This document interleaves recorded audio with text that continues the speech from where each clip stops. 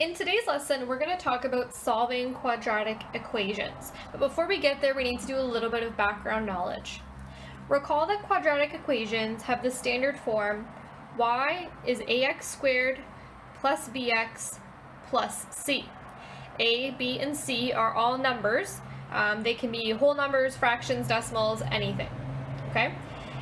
A quadratic equation makes a parabola that either is going to open up or it is going to open down. Up like a U, down like an N. We could also consider these to be hills and valleys. From standard form, we can get the y-intercept of the parabola nice and easy. We have to set x is equal to 0. X is equal to 0, we're doing that because that is the x value all along the y-axis. And then we would solve. I want you to imagine that the x's in these two terms are set to equal 0.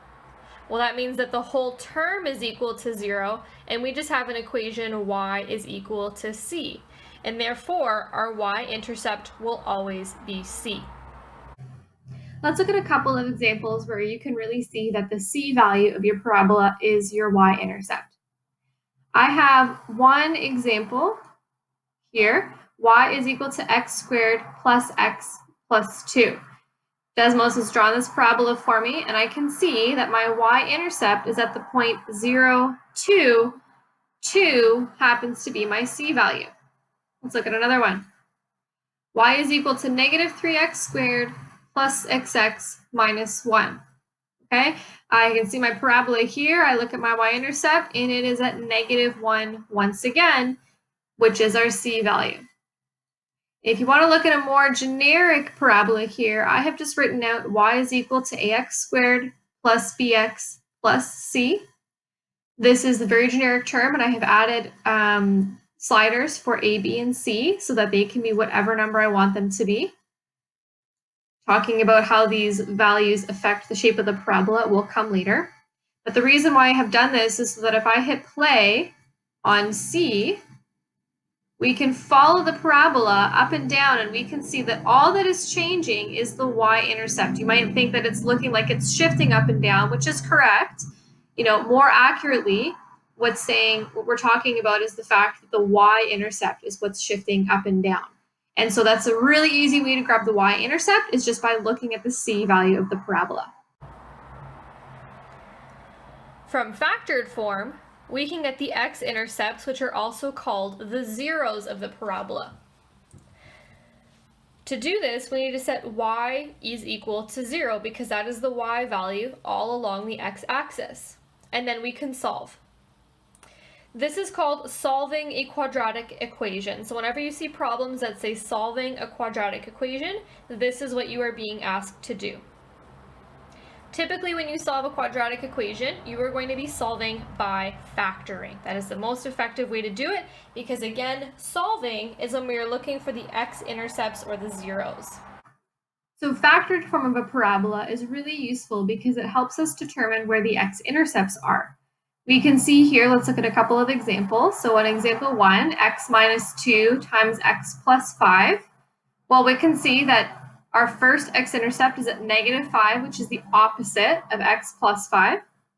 And we can see that 2 is the other x-intercept, which is the opposite of negative 2. So there's a bit of a pattern there that it's going to be the opposite symbol from what it is.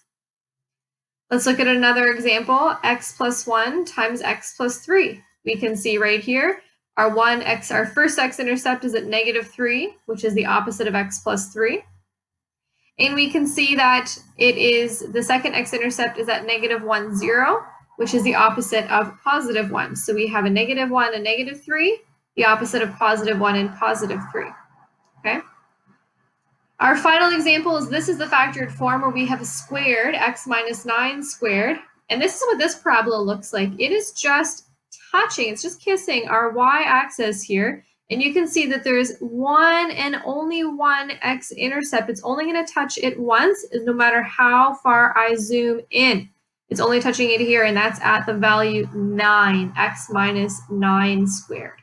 Okay, and so that is how our factored form is useful when we're drawing a parabola, because this is what's going to tell you what the x-intercepts are. Let's look at our first example here. Solve the following by factoring. Negative 3x squared plus 12x is equal to 0. This is going to be a nice and easy common factor. I'm going to start by factoring out negative 3, and I can also factor out an x, leaving me with x minus 4 is equal to 0. Well, recall that in order to get 0 as an answer when things are being multiplied by each other, something has to be equal to 0. 0 times 100 is 0. 25 times 0 is always 0. So that means that one of these has to be equal to 0 in order for that to be true. And in this case, in order to find our x-intercepts or our zeros, we have to set both of them equal to 0 because there are going to be two x-intercepts. I'm going to start here. Negative 3x is equal to 0, so that's going to come down here. And I'm also going to do x minus 4 is equal to 0. I need to set both equal to 0.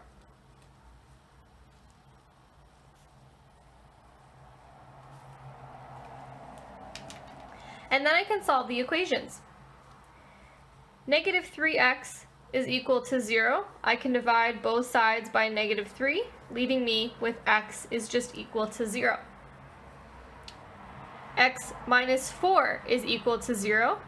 Well, I'm going to rearrange, put my negative 4 over to the other side, leaving me with x is equal to 4. Therefore, x is equal to 0 and 4. If you recall from the video, remember when we were seeing it in factored form and the x-intercept was the opposite sign of what was in the middle? Well, look at why that's the case. We are setting it equal to 0. We're switching the sign, which switches the sign, and therefore it becomes positive. So our x-intercept is positive 4, even though the factor is negative 4. That's why that happens there. Let's take a look at the next example. M squared plus m minus 30 is equal to 0. Okay, we need to factor this. I'm going to do my little x off to the right-hand side here.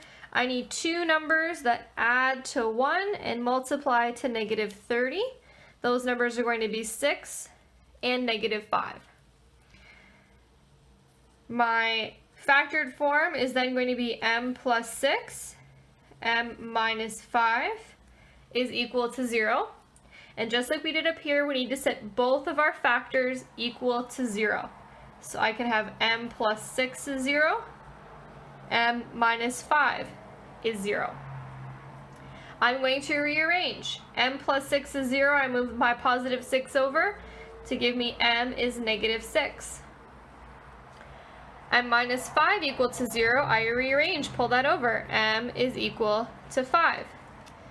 Therefore, m is equal to 5 and negative 6. Now that you're comfortable with this idea, you're more than welcome to jump straight to this conclusion from the factored form. However, if I were to ask you, how did you get there, or how do you know that, you should be able to explain to me that this is what's happening, that you're setting the factors equal to 0 individually. Let's do a few more examples.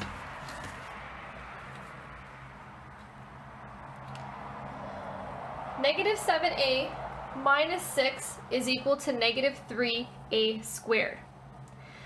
Recall with our other examples, we had an equals 0 over here. Whenever you are solving, you need to make sure that one side must equal 0.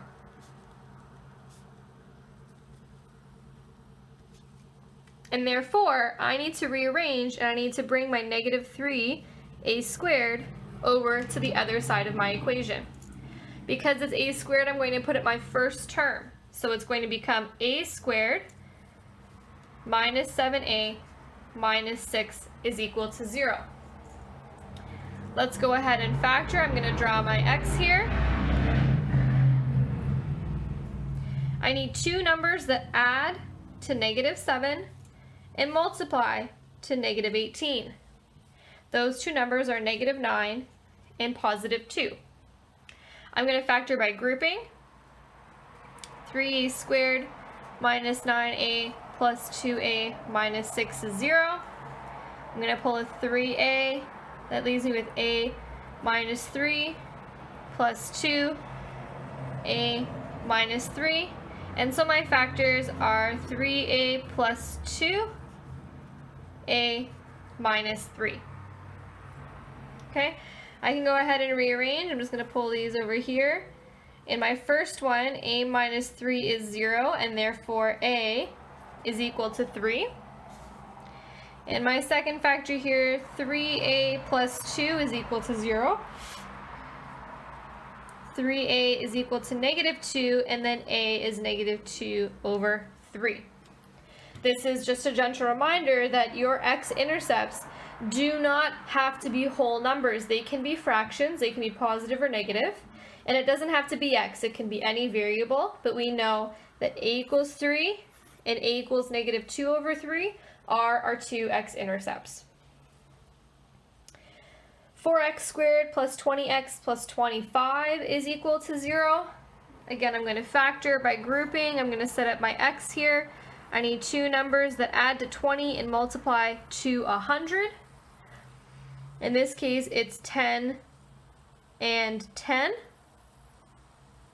I'm going to do factor by grouping. 4x squared plus 10x plus 10x plus 25 is 0.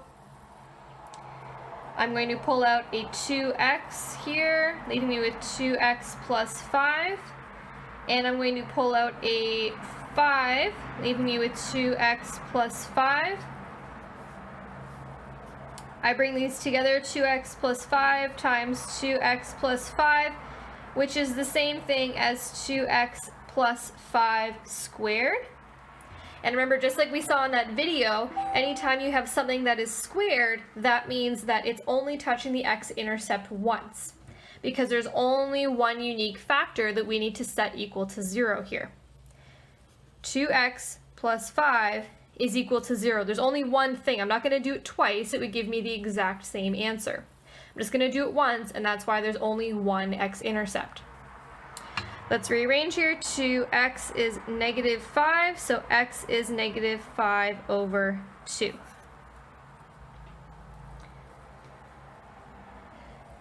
Second last example, 2b squared minus 98 is equal to 0.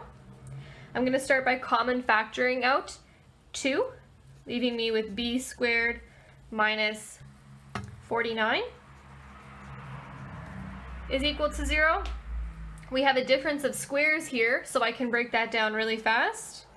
That'll be b plus 7 times b minus 7. Now, 2 can never equal 0. So in theory, right, when we were writing out all of our factors, this would be equal to 0, this would be equal to 0, and this would be equal to 0. But 2 can never be equal to 0, so obviously that's not the one putting it there. We can just ignore it, and we can do the ones with the variables. So option number 1 is that b plus 7 is 0, in which case b is negative 7. Option number 2 is that b minus 7 is 0, and therefore b is equal to positive 7. So negative 7 and positive 7 are our final x-intercepts here.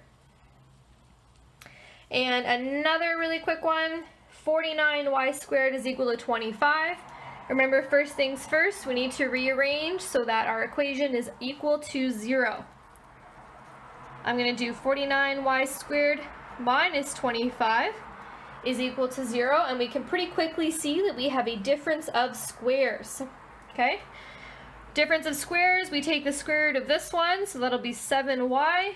Take the square root of this one, that'll be 5, so 7y plus 5, 7y minus 5, equal to 0. We set them both equal to 0. And we solve for y.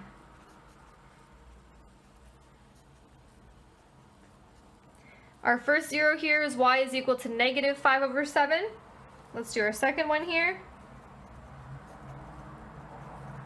And our second one is equal to positive 5 over 7. So our two x-intercepts are going to be negative 5 over 7 and positive 5 over 7. With this information, you can determine where the parabola is intercepting your x-axis, and it will ultimately help you either understand a word problem or be able to sketch the parabola given this information.